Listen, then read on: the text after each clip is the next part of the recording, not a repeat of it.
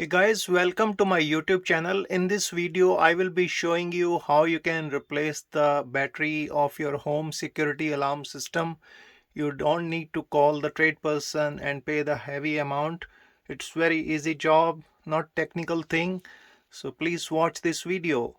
So how do you know that you need to replace the battery of your home security system? So see this one, this is the touch screen, but it's not working because of the weak battery. So now you have to open this box. So there may be screws here in your system, but it is just to pull that.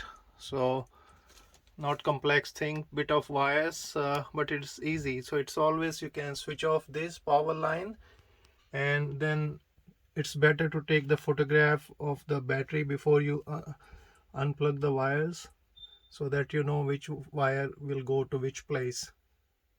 Now you can remove the battery, which is just placed there, see this way.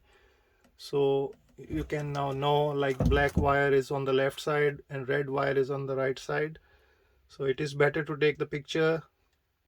So you just need to pull those, and once you pull that, so it will be, battery will be out, so which is very easy. It is better to take the picture of the battery and get the new one before you unplug and replace that. So guys, I got this new battery which is around $45 from a store.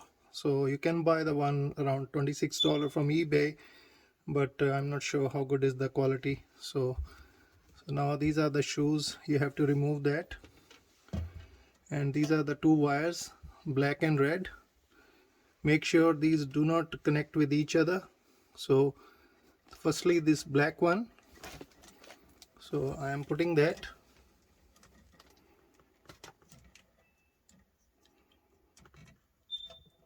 So this is done, black. So same way you have to remove the shoes for the other one, and you have to connect the red one.